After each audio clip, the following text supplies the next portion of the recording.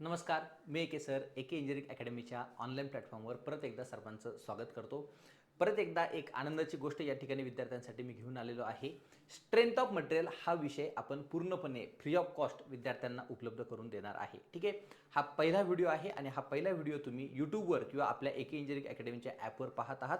पण यानंतरचे सगळे व्हिडिओ जे आहेत हे तुम्हाला फक्त आणि फक्त एके इंजिनिअरिंग अकॅडमीच्या ॲपवर तुम्हाला फ्री ऑफ कॉस्ट पाहायला मिळणार आहेत. ठीक आहे, याबद्दलचे सगळे जे डिटेल्स आहे हे तुम्हाला ऑलरेडी मी टेलिग्राम चॅनलवर टाकलेले आहेत. त्यानुसार तुम्हाला स्टेप्स फॉलो करायचे आहेत आणि एके इंजिनिअरिंग अकॅडमीच्या ॲपवर संपूर्णपणे हे जे लेक्चर आहे स्ट्रेंथ ऑफ मटेरियलचे हे तुम्हाला फ्री ऑफ कॉस्ट पाहायला मिळणार आहे. ठीक आहे, विदाउट वेस्टिंग टाइम या ठिकाणी आपण आपल्या ह्या लेक्चर सिरीजला सुरुवात करणार आहोत. ओके, चल आता ही जी आपली लेक्चर सिरीज आहे स्ट्रेंथ ऑफ मटेरियलची, यामध्ये आपण संपूर्ण स्ट्रेंथ ऑफ मटेरियल म्हणजे असा कोणताही एखादा टॉपिक नसेल जो आपण स्किप करणार आहोत. संपूर्ण स्ट्रेंथ ऑफ मटेरियल या ठिकाणी आपलं कव्हर होणार आहेत. मग कोणकोणते टॉपिक आपल्याला कव्हर करायचे आहेत ते या ठिकाणी एकदा आपण ओव्हरलुक करूया. ठीक आहे, सगळ्यात पहिला जो आपला चॅप्टर असेल किंवा जे युनिट असेल ते असणार आहे simple stress strain. Unit number 1 is what? Simple stress strain. Second असणार आहे थर्मल स्ट्रेसेस. थर्ड असणार आहे कॉम्प्लेक्स स्ट्रेसेस. फोर्थ असेल SFD BMD shear force diagram and bending moment diagram. Next असेल सेंट्रॉइड. नेक्स्ट असेल बेंडिंग स्ट्रेसेस. सेवन्थ असणार आहे shear stresses. Eight असणार आहे टॉर्शन. 9 असणार आहे प्रेशर व्हेसल. 10 असणार आहे बकलिंग ऑफ कॉलम. 11 असणार आहे स्ट्रेन एनर्जी. 12 असणार आहे थेरीज ऑफ फेलियर आणि 13 असणार आहे स्लोप अँड डिफ्लेक्शन. असे सर्वचे सर्व युनिट आपण या ठिकाणी कंप्लीट करणार आहोत, जे की आपल्या जेई एक्झामसाठी जेवढ्या काही आपल्या एक्झाम्स असणार आहेत, PWD असेल, WCD असेल, BMC असेल, नगर परिषद असेल, ZP असेल, MIDC असेल, इन फ्युचर सरळ सेवेची कोणतीही एक्झाम या ठिकाणी जर आली त्या ठिकाणी स्ट्रेंथ ऑफ मटेरियल हा सब्जेक्ट असणार आहे आणि त्या ठिकाणी त्याचा आपल्याला यूज होणार आहे. मग मेकॅनिकलसाठी देखील स्ट्रेंथ ऑफ मटेरियल हा सब्जेक्ट आहे, ते विद्यार्थी देखील या ठिकाणी बघू शकणार आहोत. आणि स्ट्रेंथ ऑफ मटेरियल हा सब्जेक्ट सिव्हिलला तर आहेच, तर सिव्हिलच्या विद्यार्थ्यांसाठी मेन आपण या ठिकाणी हे बनवत आहोत. पण त्यासोबतच मेकॅनिकलचे विद्यार्थी देखील BMC एक्झामसाठी हा सब्जेक्ट लागतो. तुम्ही फ्री ऑफ कॉस्ट याला रेफर करू शकणार आहात. ठीक आहे, चला पुढे जाऊयात. आता सगळ्यात पहिले तुम्हाला एक काम करायचं आहे, एके इंजिनिअरिंग अकॅडमीचं टेलिग्राम चॅनल तुम्हाला जॉईन करायचं आहे. तुम्ही स्वतः टेलिग्राम जॉईन करा, डाउनलोड करा. डाउनलोड केल्यानंतर सर्च ऑप्शनमध्ये जायचं आहे, एके इंजिनिअरिंग अकॅडमी असं त्या ठिकाणी टाईप करायचं आहे. टाईप केल्यानंतर तुम्हाला आपलं चॅनल मिळेल. त्या चॅनलला तुम्हाला काय करायचं आहे, जॉईन करायचं आहे. त्या ठिकाणी दररोज तुम्हाला MCQचे पोल त्या ठिकाणी टाकले जातात, जे की आपल्या सगळ्या एक्झामसाठी उपयुक्त आहेत. त्यासोबतच वेगवेगळ्या प्रकारच्या ज्या हँडरिटन नोट्स आहेत त्या देखील आपल्या टेलिग्राम चॅनलवर उपलब्ध आहेत. नक्कीच तुम्ही याचा फायदा घेऊ शकता. ठीक आहे, जाऊयात पुढे. आता पार्ट नंबर 1 आपला या ठिकाणी आपण पाहत आहोत स्ट्रेंथ ऑफ मटेरियलचा. आता हे जे आपलं स्ट्रेंथ ऑफ मटेरियल आहे यातील आपलं पहिलं जे युनिट आहे ते आहे आपलं simple stress strain. Simple stress strain या ठिकाणी आपण सुरुवात करत आहोत. तत्पूर्वी एक गोष्ट मी तुम्हाला क्लिअर करेल, ही व्हिडिओ लेक्चर सिरीज ज्यावेळेला तुम्ही बघत आहात, ही माझी गॅरंटी आहे की स्ट्रेंथ ऑफ मटेरियलचा प्रत्येक कन्सेप्ट हा तुम्हाला कळणार आहे आणि हे कन्सेप्च्युअली आपण शिकणार आहोत. कुठेही आपल्याला कोणतीही गोष्ट पाठ करायची नाही. 90% आपल्याला कन्सेप्ट ह्या समजून घ्यायच्या आहेत. जिथे गरज आहे पाठांतराची तिथे मी तुम्हाला वेळोवेळी सांगणार आहे. तो 10% पार्ट असेल, पण 90% पार्ट हा आपल्याला कन्सेप्च्युअली समजायचा आहे. फक्त कन्सेप्टच नाही तर जेवढे काही MCQs आतापर्यंत एक्झाममध्ये विचारलेले आहेत किंवा इन फ्युचर ते एक्झाममध्ये विचारण्याचे चान्सेस आहेत, असे सगळे MCQs देखील आपण प्रत्येक युनिट झाल्यानंतर किंवा प्रत्येक टॉपिक झाल्यानंतर कव्हर करणार आहोत. त्यामुळे कुठेही असं तुम्हाला टेन्शन घेण्याची गरज नाही. प्रत्येक गोष्ट स्ट्रेंथ ऑफ मटेरियलची ही सिंपल आहे आणि ही तुम्हाला समजणार देखील आहे. काहीही टेन्शन घ्यायचं नाही. तुम्हाला जर zero knowledge strength of material बद्दल असेल त्या विद्यार्थ्याला देखील स्ट्रेंथ ऑफ मटेरियल हा पूर्ण सब्जेक्ट समजणार आहे. फक्त एकच गोष्ट तुम्हाला करायची आहे, हे पूर्णचे पूर्ण व्हिडिओ लेक्चर्स तुम्हाला व्यवस्थितपणे पाहायचे आहेत. ठीक आहे, आणि नोट्स जर तुम्हाला याच्या पाहिजे असतील तर माझा नंबर आहे 9067051404. यावर मला तुम्हाला व्हॉट्सअप करायचं आहे. त्यावर जेव्हा कधी माझ्या ह्या नोट्स रेडी होतील त्यावेळेला मी तुम्हाला ह्या सेंड करणार आहे. ठीक आहे, चला सुरू करूयात आपलं unit number 1 simple stress strain. जसं मी तुम्हाला सांगितलं, जवळजवळ आपल्याला 13 युनिट स्ट्रेंथ ऑफ मटेरियलचे आपल्याला पाहायचे आहेत. ठीक आहे, तो सिक्वेन्स देखील मी तुम्हाला सांगितलेला आहे. त्याच सिक्वेन्समध्ये आपला स्ट्रेंथ ऑफ मटेरियल कव्हर होणार आहे. म्हणजे सिंपल स्ट्रेस स्ट्रेन झाल्यानंतरच आपला थर्मल स्ट्रेसेस सुरू होईल. थर्मल स्ट्रेसेस झाल्यानंतरच आपला कॉम्प्लेक्स स्ट्रेसेस सुरू होईल. ते झाल्यानंतरच आपले एसएफडी बीएमडी सुरू होईल. एक कंप्लीट सिक्वेन्स आहे. तो सिक्वेन्सच आपल्याला फॉलो करायचा आहे. मग जसं मी तुम्हाला स्ट्रेंथ ऑफ मटेरियलचा सिलेबस सांगितला त्याच प्रकारे युनिट नंबर 1 मध्ये देखील आपल्याला काही टॉपिक पाहायचे आहेत. मग कोणकोणते टॉपिक पाहायचे आहे हा सिक्वेन्स माझा प्रत्येक वेळेला फिक्स असतो. ठीक आहे, कोणते टॉपिक आपल्याला पाहायचे आहेत हे युनिट सुरू व्हायच्या आधीच मी विद्यार्थ्यांना सांगत असतो. ठीक आहे, so unit number 1 simple stress strain मध्ये आपल्याला जवळजवळ 13 पॉईंट पाहायचे आहेत. मग ते पॉईंट कोणकोणते आहेत बघा.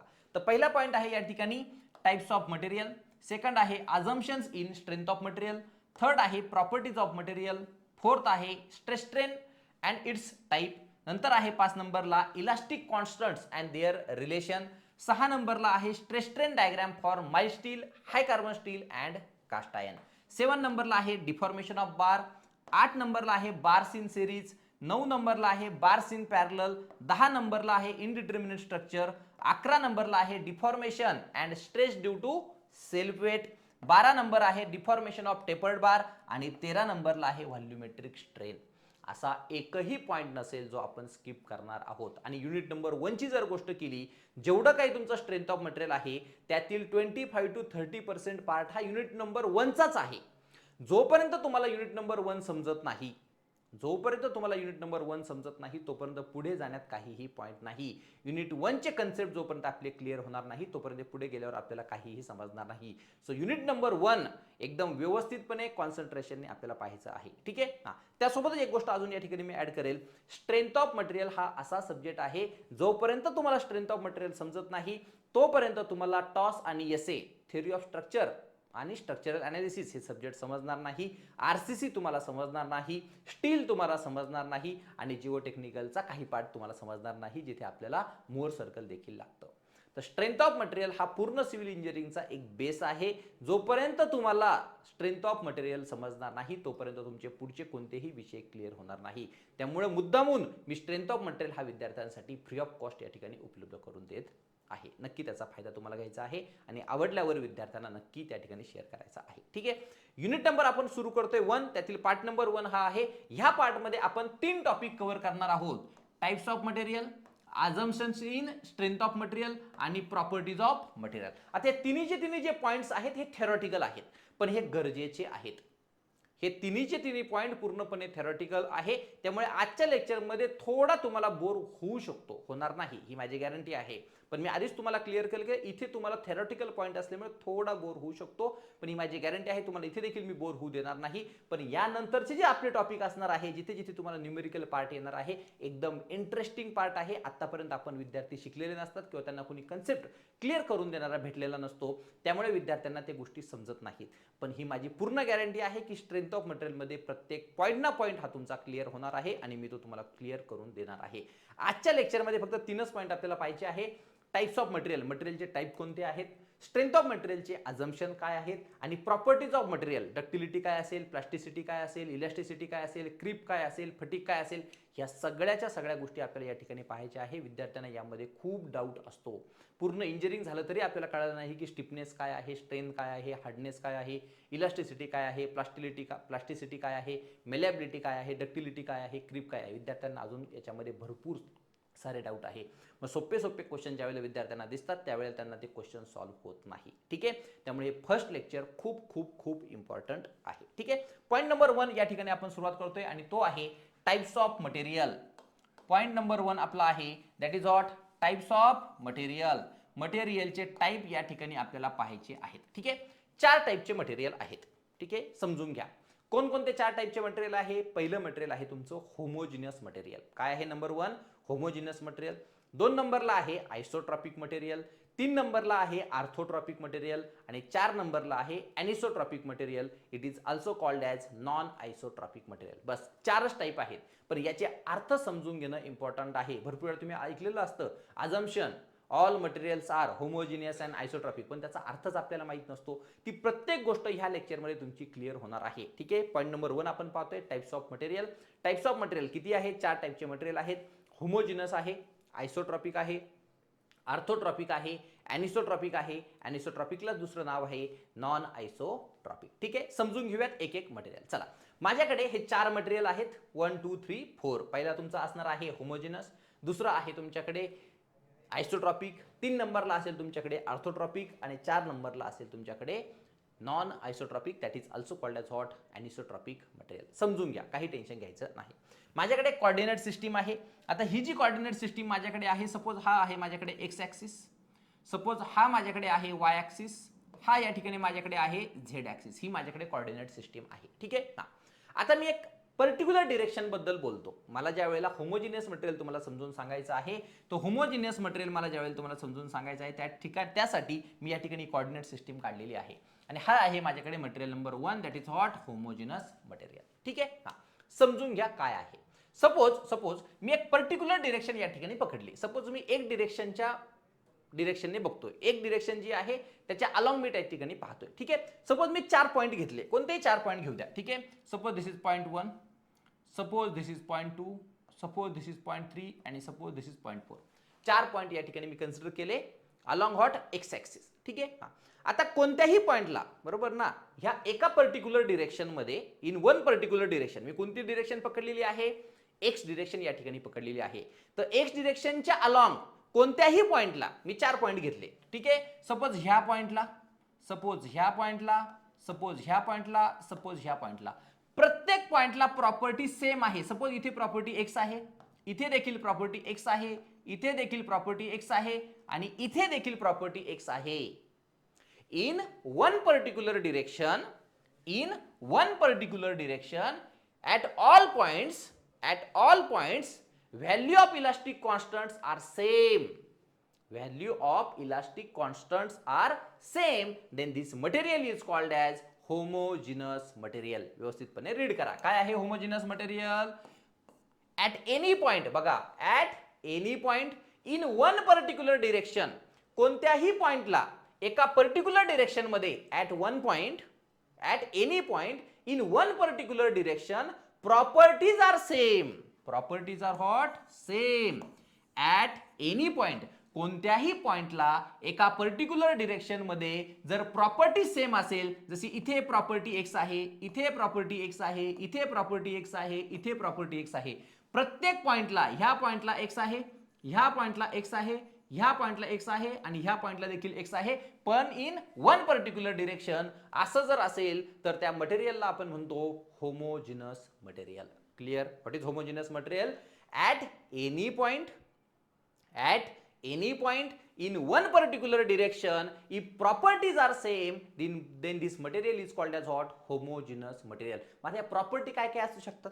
जसे आपल्याकडे इलास्टिक कॉन्स्टंट आहे, यंग्स मॉड्युलस असेल, मॉड्युलस ऑफ रिजिडिटी असेल, बल्क मॉड्युलस असेल, पॉइझन्स रेशो असेल, कोणतीही प्रॉपर्टी असू शकते. या सगळ्याच्या सगळ्या प्रॉपर्टी प्रत्येक पॉइंटला एका पर्टिक्युलर डिरेक्शन मध्ये जर सेम असेल, then this material is called as homogeneous material. Clear? त्याचे जे एक्झाम्पल आहेत, त्याचे एक्झाम्पल आहेत all pure forms of metal. सगळेचे सगळे pure forms of metal, copper असेल, अल्युमिनियम असेल, स्टील असेल आणि वूड, हे कशाचं एक्झाम्पल आहे? तुमचं होमोजिनस मटेरियलचं एक्झाम्पल आहे. पॉईंट नंबर 1 तुमचा क्लिअर झाला असेल. ठीक आहे. आता 2 नंबरचं जे मटेरियल आहे ते आहे आयसोट्रॉपिक मटेरियल. काही टेन्शन घ्यायचं नाही. ठीक आहे. बघा, होमोजिनस मध्ये मी काय सांगितलं? होमोजिनस मध्ये काय सांगितलं? At any point in one particular direction, if properties are same, then it is called as homogeneous material. मग आयसोट्रॉपिक मटेरियल काय आहे? बघा, आयसोट्रॉपिक काय आहे? at one point in all direction. आता किती डिरेक्शन असू शकतात? इन्फानाइट नंबर ऑफ डिरेक्शन असू शकतात. प्रत्येक डिरेक्शन मध्ये, ह्या डिरेक्शन मध्ये, ह्या डिरेक्शन मध्ये, ह्या डिरेक्शन मध्ये, ह्या डिरेक्शन मध्ये किंवा कोणत्याही डिरेक्शन मध्ये जर तुम्ही पाहिलं तर प्रॉपर्टी जर सेम असेल, सपोज ह्या डिरेक्शन मध्ये प्रॉपर्टी एक्स आहे, इथे देखील एक्स आहे, इथे देखील एक्स आहे, इथे देखील एक्स आहे, सगळ्या पॉइंटला तुमची प्रॉपर्टी सगळ्या डिरेक्शन मध्ये, एका पर्टिक्युलर पॉइंटला सगळ्या डिरेक्शन मध्ये तुमची प्रॉपर्टी जर सेम असेल, then this material is called as isotropic material. समजलंय? काय आहे homogeneous? In one particular direction at any point किंवा at any point in one particular direction, if properties are same, then it is called as homogeneous material. पण isotropic material काय आहे? at one point in all direction properties are same, then it is called as isotropic material. Clear झालं असेल? वाचू शकता. at one point in all direction properties are same, then it is called as isotropic material. होमोजिनसचे example काय होतं, all pure forms of metal, आणि काय होतं, वूड होतं. पण आयसोट्रॉपिकचे जे एक्झाम्पल आहे ते काय आहे, all pure forms of hot metal. ठीक आहे, सेकंड या ठिकाणी आपलं झालेलं आहे. 3 नंबरला आपण जात आहोत. 3 नंबरचं मटेरियल आहे ते आहे आर्थोट्रॉपिक मटेरियल. काय आहे, थर्ड टाइप आहे आपल्याकडे आणि त्याला म्हटलं जातं आर्थोट्रॉपिक मटेरियल. काही टेन्शन घ्यायचं नाही. बघा एकदम सिंपल आहे. 3 ऍक्सिस माझ्याकडे आहे. एक आहे एक्स ऍक्सिस, एक आहे वाय ऍक्सिस आणि एक आहे तुमच्याकडे झेड ऍक्सिस. ठीक आहे, काही टेन्शन घेऊ नका. ओके, बघा आता 3 माझ्याकडे या ठिकाणी ऍक्सिस आहेत. ठीक आहे, पहिला जो ऍक्सिस आहे, suppose this is what x axis, this is what Y axis and this is what Z axis. 3 axis या ठिकाणी माझ्याकडे आहे. एकदा डेफिनेशन रीड करून घ्या. ऍट वन पॉइंट, एका कोणत्या तरी पॉइंटला in perpendicular direction, 3 perpendicular direction आहे, एक्स वाय आणि Z. Properties are different. Properties काय आहेत, डिफरंट आहे. म्हणजे तिन्हीच्या तिन्ही डिरेक्शन मध्ये वेगवेगळ्या प्रॉपर्टी आहे.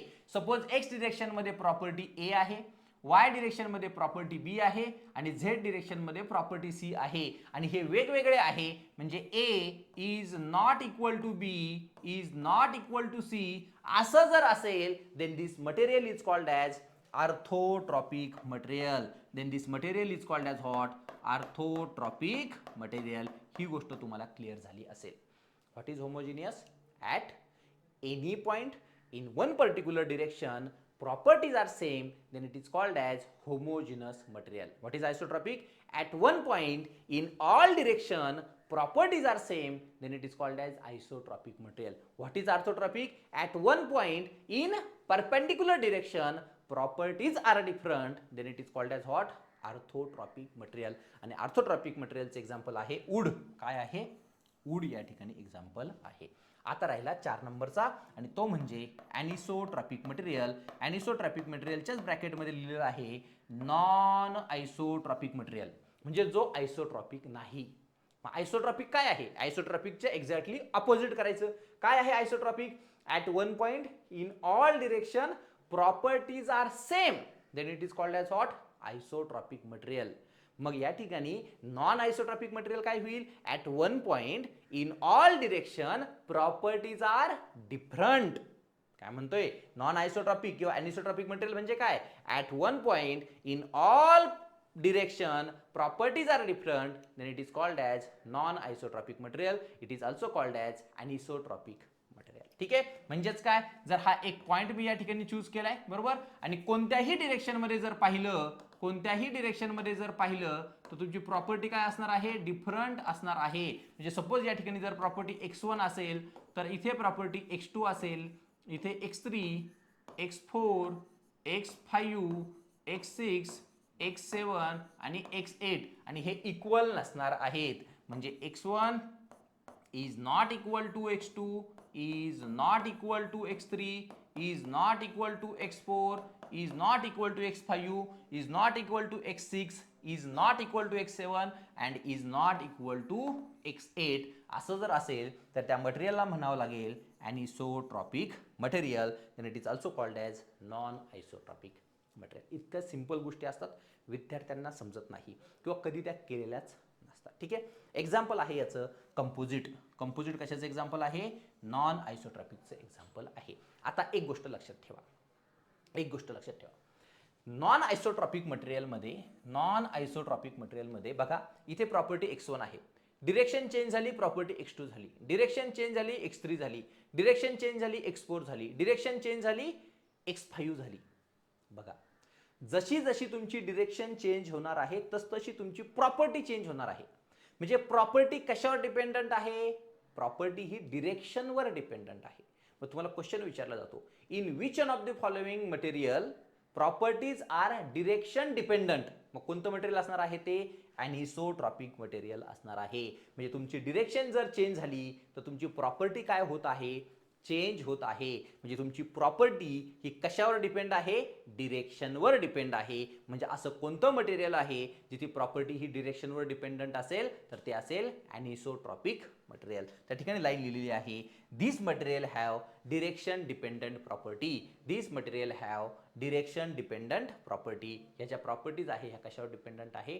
डिरेक्शनवर डिपेंडंट आहेत. क्लिअर? हां, आता जाऊयात आपण पुढे. एक नोट आहे आणि इम्पॉर्टंट आहे. बघा, पहिलं जे मटेरियल आपलं होतं ते होतं आपलं होमोजिनस मटेरियल. त्याचे एक्झाम्पल मी तुम्हाला काय सांगितले? प्युअर फॉर्म्स ऑफ मेटल आणि काय सांगितलं? वूड. बरोबर. 2 नंबरचं आपलं मटेरियल आहे आयसोट्रॉपिक मटेरियल आणि त्याचे एक्झाम्पल मी तुम्हाला सांगितलं pure forms of what? Metal. 3 नंबरचं आपलं मटेरियल आहे आर्थोट्रॉपिक मटेरियल. या ठिकाणी मी तुम्हाला काय एक्झाम्पल सांगितलं? वूड. आणि 4 नंबरचं जे आपलं मटेरियल आहे नॉन आयसोट्रॉपिक किंवा ॲनिसोट्रॉपिक, त्याचे एक्झाम्पल आहे कंपोजिट. त्याचं काय एक्झाम्पल आहे? कंपोजिट. क्लिअर? एक गोष्ट लक्षात ठेवा, हा तुमच्याकडे होमोजिनस आहे, हा तुमच्याकडे आयसोट्रॉपिक आहे, हा आपल्याकडं ऑर्थोट्रॉपिक आहे आणि हा आपल्याकडे ॲनिसोट्रॉपिक आहे. ठीक आहे. होमोजिनियस मध्ये जर पाहिलं तर मेटल आहे आणि वूड आहे. पण ॲनिसोट्रॉपिक मध्ये काय आहे? तुमच्याकडे मेटल आहे. बघा, इथे मेटल वूड आहे, इथे मेटल आहे. म्हणजे सगळे सगळे होमोजिनस मटेरियल हे आयसोट्रॉपिक नसू शकतात. बघा ना, इथे मेटल आहे, इथे मेटल आहे, पण इथे वूड आहे, इथे वूड आहे का? नाही. म्हणजे all homogeneous material need not to be isotropic. सगळेचे सगळे होमोजिनियस मटेरियल हे आयसोट्रॉपिकच असले पाहिजे असं काहीही नाही. काय सांगतोय मी? All homogeneous material need not to be isotropic, but few isotropic material may be homogeneous. समजते ना? But few homogeneous material may be what? Isotropic. समजते? समजून घ्या. All homogeneous material need not to be isotropic. Need not to be isotropic. सगळेचे सगळे homogeneous हे isotropic नसतील. But few homogeneous material may be isotropic. पण काही जे तुमचे होमोजिनियस मटेरियल आहेत हे आयसोट्रॉपिक असू शकतात. कळतंय? त्याच प्रकारे जर माझ्याकडे होमोजिनियस मटेरियल मध्ये मेटल आहे आणि वूड आहे, पण जर ऑर्थोट्रॉपिक मध्ये पाहिलं तर फक्त वूड आहे, मग सगळेचे सगळे होमोजिनियस मटेरियल हे ऑर्थोट्रॉपिक असतील का? नाही. पण काही प्रमाणातले तुमचे होमोजिनियस जे मटेरियल असणार आहेत हे ऑर्थोट्रॉपिक असू शकतात. मग दोघांना कंबाईन करायचं. फक्त काय कंबाईन करायचे? All homogeneous materials need not to be isotropic and orthotropic. सगळेचे सगळे होमोजिनियस हे आयसोट्रॉपिक आणि ऑर्थोट्रॉपिक नसतील, पण काही होमोजिनियस मटेरियल हे आयसोट्रॉपिक किंवा ऑर्थोट्रॉपिक असू शकतात. एकदा व्यवस्थितपणे रीड करा म्हणजे हा तुमचा पॉइंट क्लिअर होऊन जाईल. काय म्हटलंय? All homogeneous material, all homogeneous material need not to be isotropic and orthotropic. सगळेचे सगळे होमोजिनस मटेरियल हे आयसोट्रॉपिक किंवा ऑर्थोट्रॉपिक नसतील, पण but few homogeneous material may be isotropic और ऑर्थोट्रॉपिक. पण काही होमोजिनस मटेरियल हे आयसोट्रॉपिक किंवा ऑर्थोट्रॉपिक असू शकतात. महत्त्वाची नोट आहे, एक्झाम मध्ये डायरेक्टली तुम्हाला विचारू शकतात. क्लिअर? चला, प्रत्येक पॉईंट या ठिकाणी मी क्लिअर केलेला आहे. आता येऊयात आपण अझम्पशन कडे. पॉईंट नंबर 1 या ठिकाणी आपला संपलेला आहे. Types of material. 4 मटेरियलचे टाइप आहे. होमोजिनस असेल, आयसोट्रॉपिक असेल, ऑर्थोट्रॉपिक असेल आणि ॲनिसोट्रॉपिक असेल. ॲनिसोट्रॉपिकलाच म्हटलं जातं नॉन आयसोट्रॉपिक मटेरियल. क्लिअर? चला, आता या ठिकाणी आपल्याला पाहायचं आहे assumptions in strength of material. Strength of मटेरियलचे काय काय अझम्पशन्स आहेत? 4-5च अझम्पशन आहेत, आपल्याला फक्त समजून घ्यायचं. पहिलं अझम्पशन आहे there should be not any crack or void. समजून घ्या, काही टेन्शन नाही. बघा, माझ्याकडे एक मटेरियल आहे. सपोज मी 2 मिनिटांसाठी म्हणतो की इथे काहीतरी एक क्रॅक आहे. मोठं मटेरियल आहे, त्यातला एवढा क्रॅक आहे, त्याला मी झूम केलं, इथे क्रॅक आहे. ठीक आहे. हा, आता इथे जर एखादा क्रॅक असेल, मला एक गोष्ट सांगा, आपण प्रत्येक वेळेला जर सांगितलेलं आहे होमोजिनस मटेरियल म्हणजे काय? होमोजिनस मटेरियल म्हणजे काय? एका पर्टिक्युलर डिरेक्शनमध्ये तुमच्या प्रॉपर्टीज ह्या काय असल्या पाहिजे? सेम असल्या पाहिजे. आणि आयसोट्रॉपिक म्हणजे काय? एका पॉइंटला सगळ्या डिरेक्शनमध्ये तुमच्या प्रॉपर्टी ह्या सेम असल्या पाहिजे. आता सपोज मी 2 पॉईंट सिलेक्ट करतो. इथे माझ्याकडे पॉईंट आहे आणि इथे पॉईंट आहे. बघा, आता हा क्रॅक आहे. क्रॅक आहे म्हणजे काय रे? क्रॅक म्हणजे तिथे एअर आहे. क्रॅक आहे म्हणजे तिथे काय एअर आहे. मग त्या पॉइंटला जर मी प्रॉपर्टी पाहिली तर ही प्रॉपर्टी आणि ह्या पॉइंटची प्रॉपर्टी वेगळी असणार आहे. मग हा होमोजिनियस झाला का? नाही. होमोजिनस म्हणजे काय? प्रत्येक पॉइंटला तुमची प्रॉपर्टी सेम आली पाहिजे. पण इथे क्रॅक आहे आणि जिथे क्रॅक आहे तिथे एअर आहे. मग एअरची प्रॉपर्टी वेगळी आहे आणि ह्या मटेरियलची प्रॉपर्टी वेगळी आहे. मग एका पर्टिक्युलर डिरेक्शनमध्ये सगळ्या पॉइंटला प्रॉपर्टी सेम झाली का? नाही झाली. नाही झाली. आणि असं कोणतंही मटेरियल नाही की ज्याला क्रॅक्स नाहीत. असं कोणतंही मटेरियल नाही ज्याला क्रॅक्स नाहीत. म्हणजे आपल्याला इथं पहिलं अझम्पशन हे करायचं आहे की तुमच्याकडे जे क्रॅक आणि जे वॉइड आहे त्याला निग्लेक्ट करा. त्याला निग्लेक्ट करा म्हणजे काय? ऑल मटेरियल्स मस्ट बी या should be hot homogeneous and isotropic. मग हे होमोजिनस आणि आयसोट्रॉपिक आलं कुठून? तर क्रॅक आणि वॉइड जे आहेत त्याला आपल्याला काय करावं लागणार आहे? निग्लेक्ट करावं लागणार आहे. असं कोणतंही मटेरियल अवेलेबल नाही की जिथे क्रॅक आणि व्हॉइड नाहीत.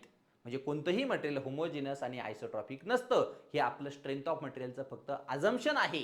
काय अझम्पशन आहे?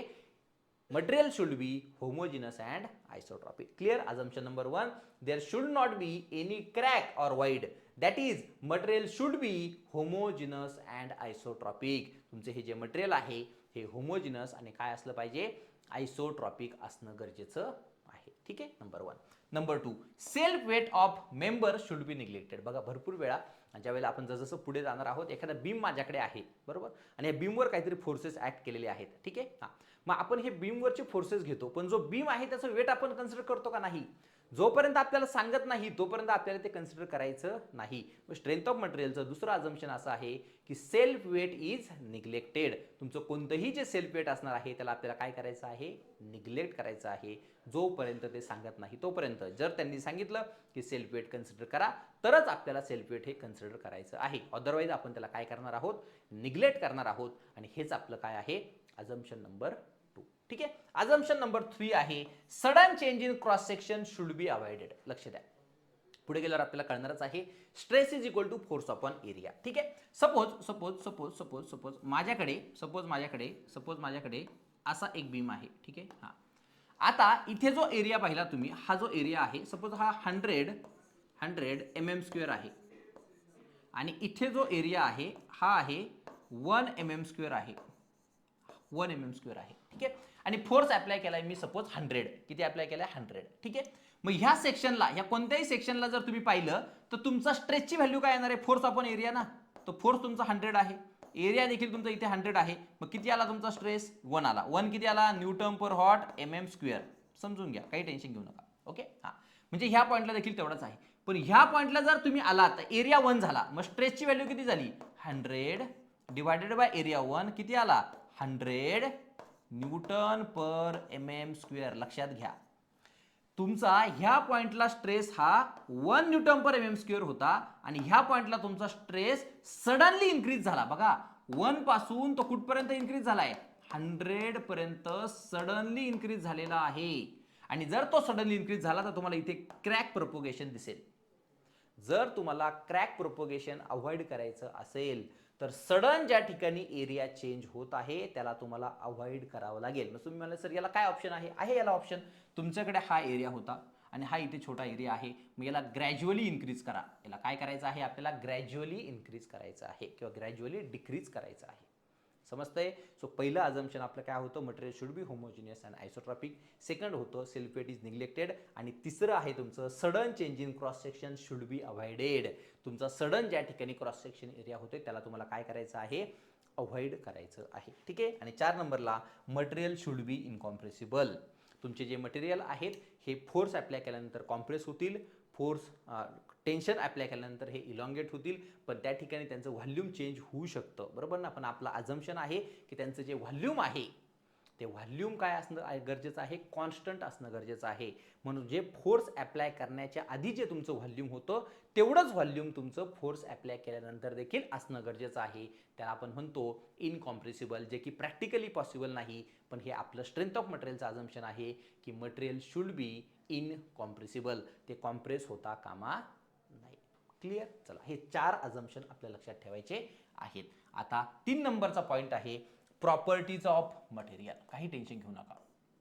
किती प्रॉपर्टी आपल्याला पाहायच्या आहेत बघा. पहिली प्रॉपर्टी आहे आपली इलास्टिसिटी. 2 नंबरला आहे आपली प्लास्टिसिटी, 3 नंबरला आहे आपली डक्टिलिटी, 4 नंबरला आहे आपली मेलॅबिलिटी, 5 नंबरला आहे आपली ब्रिटलनेस, 6 नंबरला आहे हार्डनेस, 7 नंबरला आहे स्ट्रेंथ, 8 नंबरला आहे स्टिफनेस, 9 नंबरला आहे टफनेस, 10 नंबरला आहे फटीग आणि 11 नंबरला आहे तुमची क्रीप. ठीक आहे, टोटल तुम्हाला किती प्रॉपर्टीज पाहायच्या आहेत? 11 प्रॉपर्टी या ठिकाणी पाहायच्या आहेत. कोणकोणत्या सांगितल्या मी? इलास्टिसिटी, प्लास्टिसिटी, डक्टिलिटी, मेलॅबिलिटी, त्यानंतर तुमच्याकडे आहे brittleness, hardness, strength, stiffness, toughness आणि इकडे आहे तुमच्याकडे फटीग आणि क्रीप. 11 प्रॉपर्टी या ठिकाणी आपल्याला पाहायच्या आहे. काही टेन्शन घेऊ नका. विद्यार्थ्यांना भरपूर वेळा डाऊट असतो की सर स्ट्रेंथ काय आहे, स्टिफनेस काय आहे, इलास्टिसिटी काय आहे, डक्टिलिटी काय आहे, प्लास्टिसिटी काय आहे, बरोबर ना. ह्या गोष्टींमध्ये विद्यार्थ्यांना भरपूर सारं कन्फ्युजन आहे. हे लेक्चर पाहिल्यानंतर तुम्हाला हे कन्फ्युजन राहणार नाही. तुमचा प्रत्येक पॉईंट हा आता या ठिकाणी क्लिअर होणार आहे. हार्डली 15 मिनिटाचं या ठिकाणी हे सेशन चालणार आहे. ठीक आहे, प्रत्येक पॉईंट तुमचा मी या ठिकाणी क्लिअर करणार आहे आणि त्यावर आपण MCQ त्या ठिकाणी लगेच कंटिन्यूशनमध्ये कव्हर करणार आहोत. ठीक आहे, सगळ्यात जी पहिली आपली प्रॉपर्टी आहे, सगळ्यात पहिली जी आपली प्रॉपर्टी आहे ती म्हणजे इलास्टिसिटी. ठीक आहे, समजून घ्या. 2 प्रॉपर्टी या ठिकाणी आपल्या सगळ्यात पहिले मी तुम्हाला एक्सप्लेन करतो. पहिली आहे तुमची इलास्टिसिटी आणि दुसरी आहे तुमची प्लास्टिसिटी. ठीक आहे, बघा इकडे.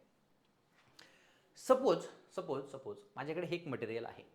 ठीक आहे, हा मटेरियल आहे माझ्याकडे एक आणि यावर मी एक काहीतरी टेन्साईल लोड अप्लाय करतोय. काय करतो मी या ठिकाणी? एक टेन्साईल लोड अप्लाय करतो. ठीक आहे, सपोज हे मटेरियल आहे, यावर मी काहीतरी टेन्साईल लोड अप्लाय केला. ठीक आहे, टेन्साईल लोड अप्लाय केल्यानंतर हे मटेरियल काय होणार आहे? इलॉंगेट होणार आहे.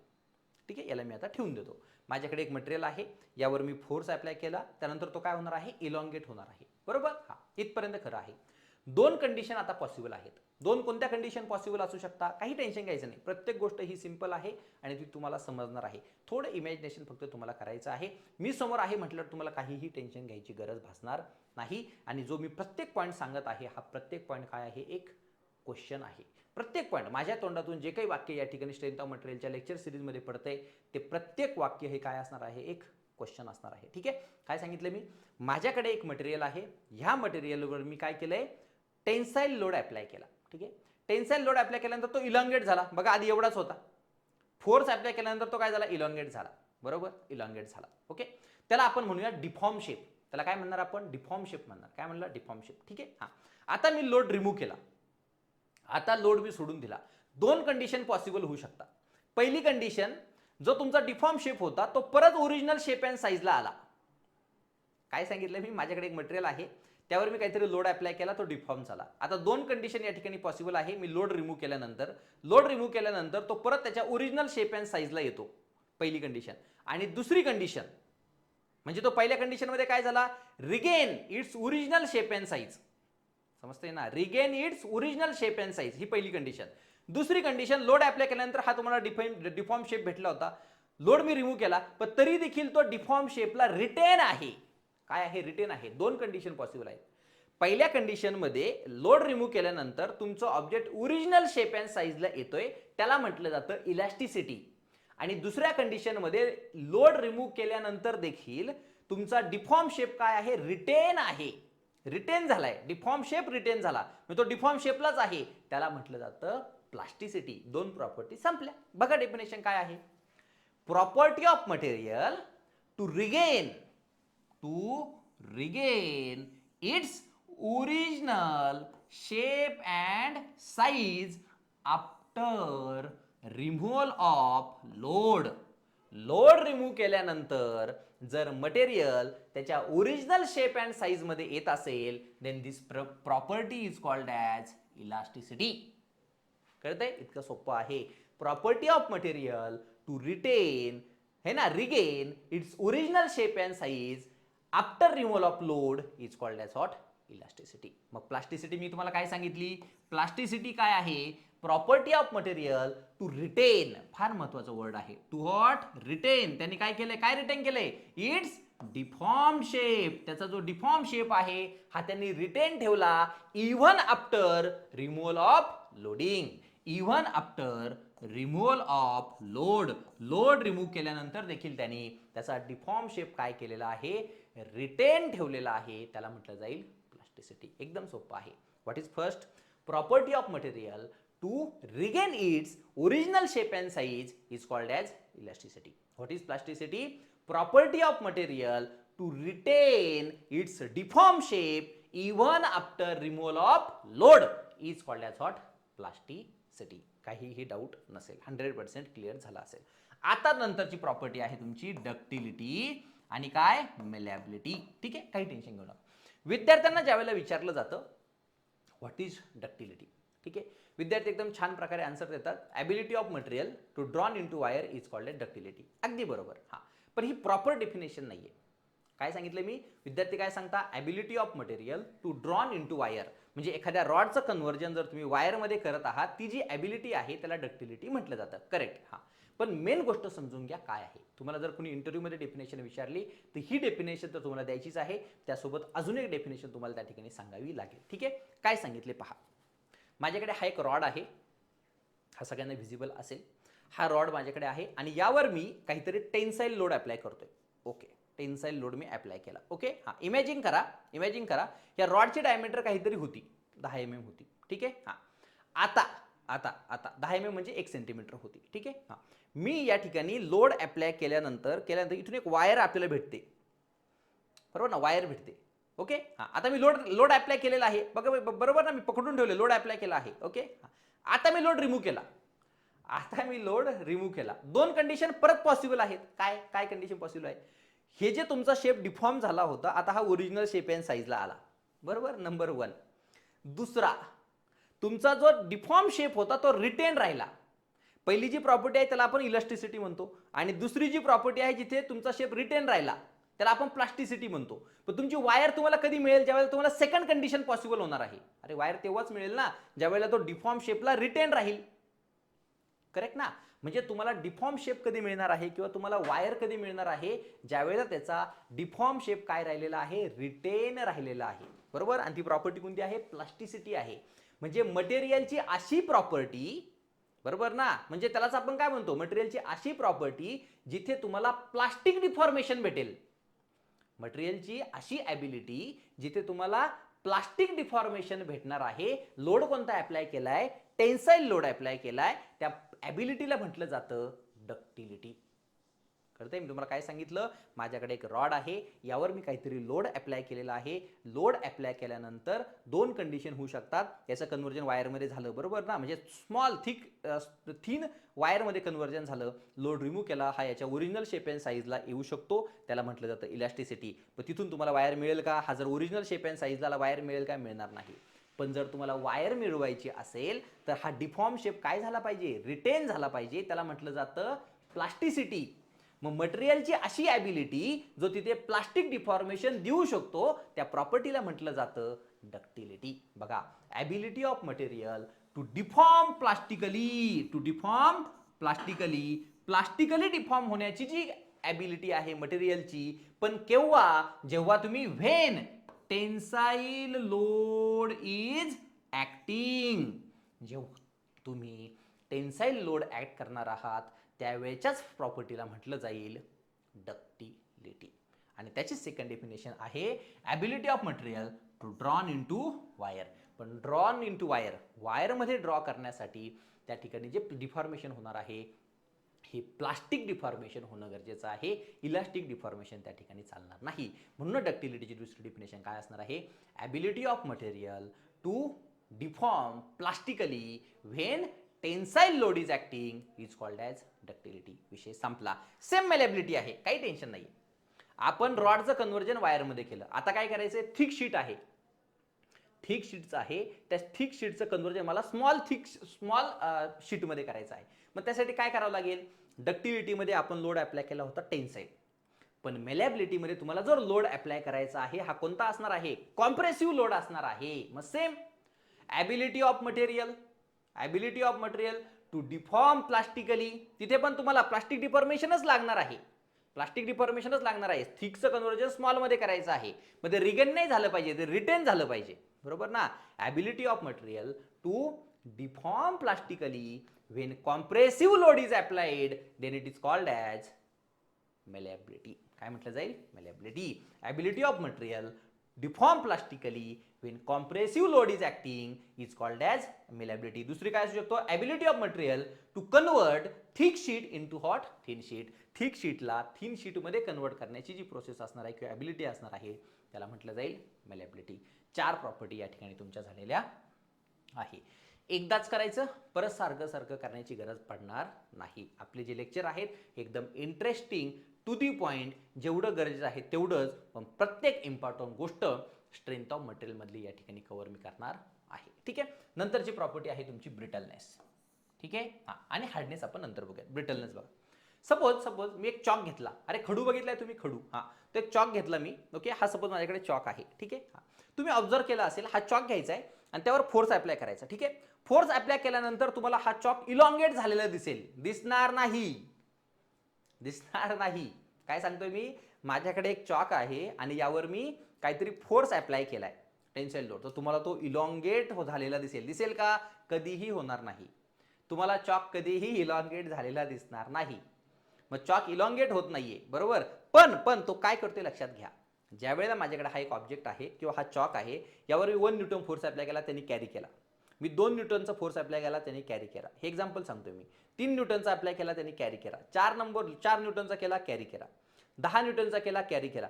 पण एक असा लोड येणार आहे, सपोज 11 न्यूटन, की त्याला तो डायरेक्टली ब्रेक होणार आहे. समजते ना, 2 पार्टमध्ये त्याचं डिवाइड झालं. कडून बघा, खडू घ्यायचा आणि तो असा ओढायचा आहे. समजतंय ना, तो लोड कॅरी करेल. एका लोडला काय होणार आहे, तो डायरेक्टली ब्रेक होणार आहे. त्यांनी कोणतं तुम्हाला प्रायर इंडिकेशन दिलं का? अरे मी फेल होणार आहे असं त्यांनी प्रायर इंडिकेशन दिलं का? खडू तुम्हाला कानात येऊन बोलला का की तुम्ही माझ्यावर लोड ऍक्ट करत आहात, आता मी फेल होणार आहे, आता लोड अप्लाय करू नका? असं प्रायर इंडिकेशन तुम्हाला ब्रिटल मटेरियल देत नाही. पण तेच जर तुम्ही स्टीलचा रॉड घेतला, टेन्साईल टेस्ट केली असेल कधी कॉलेजमध्ये, ठीक आहे. हा, तर स्टीलचा रॉड जर घेतला, त्यावर जर तुम्ही लोड अप्लाय करत आहात तर तो तुम्हाला इलॉंगेट होताना दिसेल. कळतंय ना. जर माझ्याकडे स्टीलचा रॉड आहे आणि या स्टीलच्या रॉडवर जर माझी स्टीलचा रॉड आहे आणि मी लोड अप्लाय करतोय, तर तो तुम्हाला इलॉंगेट झालेला दिसेल. म्हणजे तो तुम्हाला सांगतोय की तुम्ही माझ्यावर लोड टाकत आहात, मी घेतोय, तुम्ही टाकत आहात, मी घेतोय, तुम्ही टाकत आहात, मी घेतोय, पण मी फेल पण होतोय. मी फेल होणार आहे, तो इंडिकेशन देतोय, तो प्रायर इंडिकेशन देतोय. कसलं प्रायर इंडिकेशन दिसतंय तुम्हाला? डोळ्याने दिसतंय की तो काय होतोय, इलॉंगेट होतोय. तो असतो तुमचा डक्टाईल मटेरियल. म्हणजे डक्टाईल मटेरियलचा फायदा हा आहे की तो फेल होण्याच्या आधी तुम्हाला प्रायर इंडिकेशन देतो.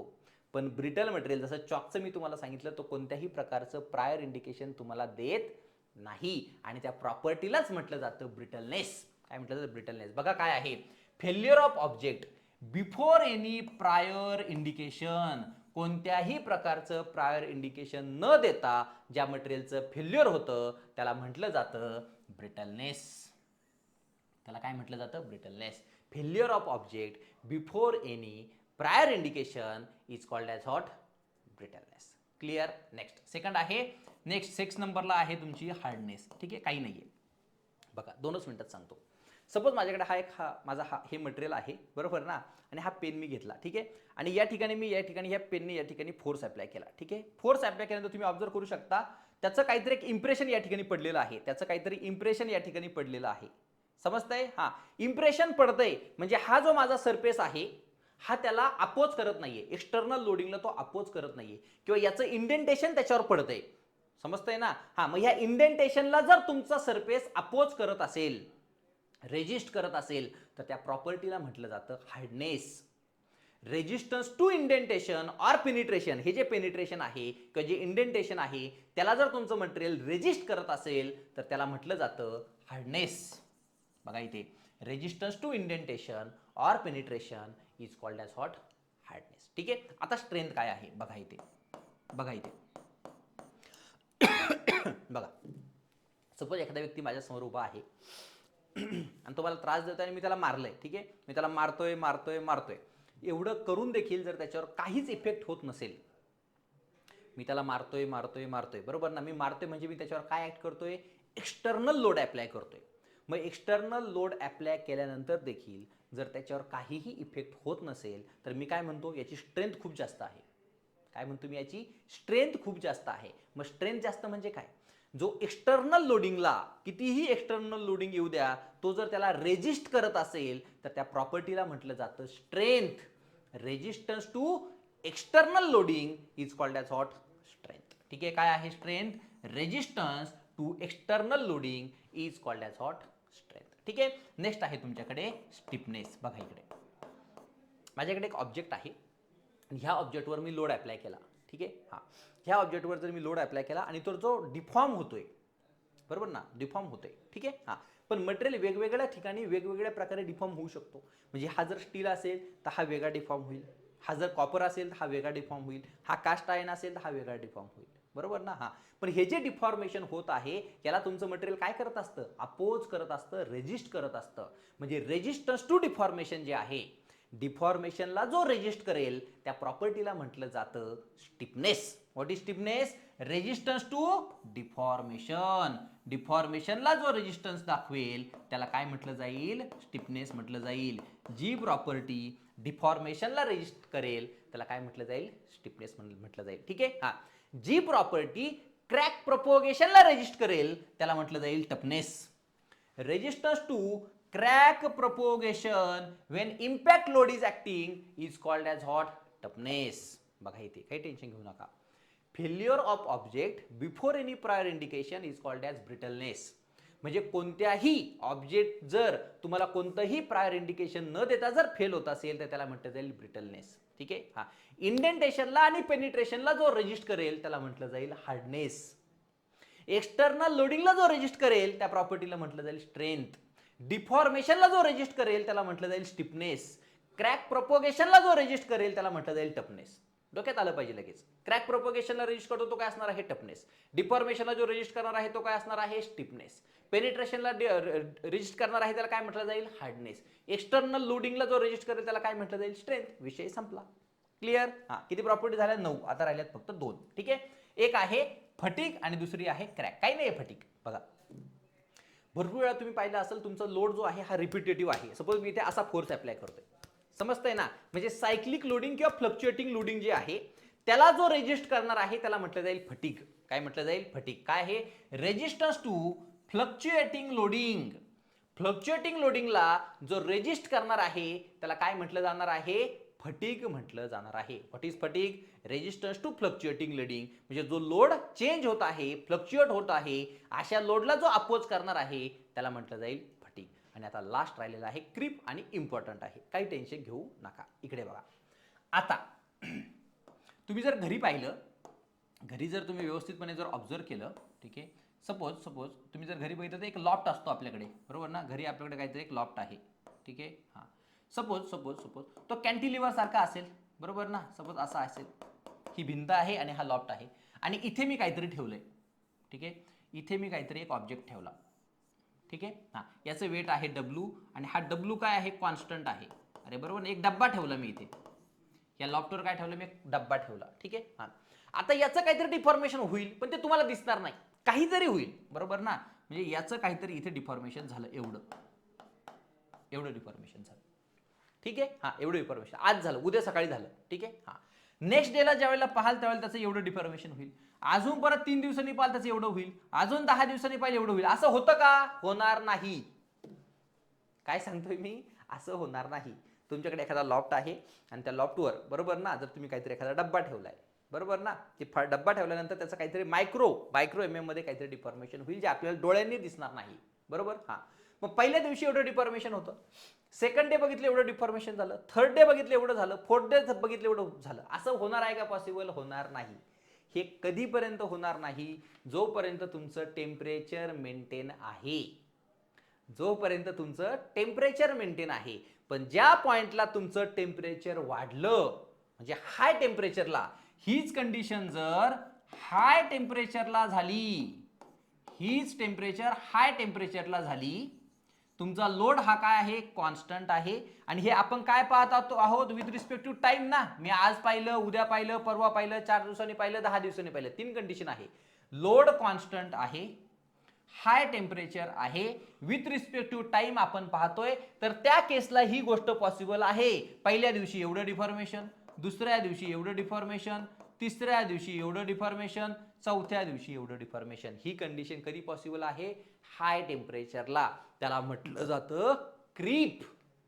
What is creep? बघा ते सांगितले, प्रोग्रेसिव्ह डिफॉर्मेशन. प्रोग्रेसिव्ह म्हणजे काय, रोज प्रोग्रेस होत चालली आहे. पहिल्या दिवशी एवढं, दुसऱ्या दिवशी एवढं, तिसऱ्या दिवशी एवढं, चौथ्या दिवशी एवढं. डिफॉर्मेशन कोणतं आहे, प्रोग्रेसिव्ह आहे. Progressive deformation of object at constant loading. At what, constant loading with respective time. With respective time at high temperature. At what, high temperature is called as creep. झालं क्लिअर? क्रीप क्लिअर झालं? Creep ही कधी भेटणार आहे तुम्हाला, temperature change नंतर भेटणार आहे. डिफॉर्मेशन काय असेल, प्रोग्रेसिव्ह असेल. विथ रिस्पेक्ट टू काय असेल, टाइम असेल.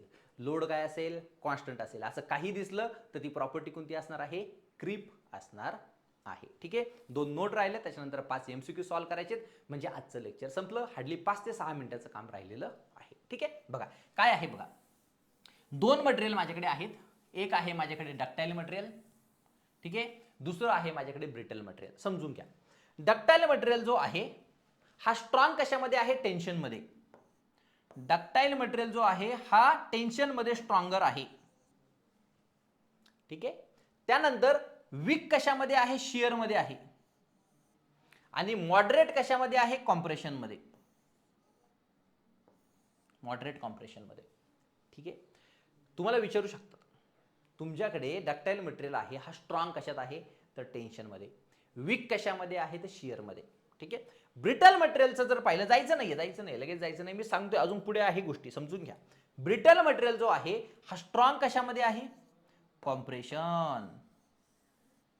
हा मॉडरेट कशामध्ये आहे, शियर. आणि हा वीक कशामध्ये आहे, टेन्शन. तुम्हाला हे विचारणार नाही, तुम्हाला असं विचारतील ductile material is fails due to. हा कशामुळे फेल होणार आहे, लक्ष ठेवा, लक्ष ठेवा.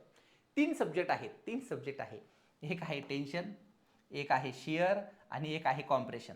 ठीक आहे, आपल्याकडे जसे मॅथमॅटिक्स, फिजिक्स, केमिस्ट्री असे 3 विषय आहेत.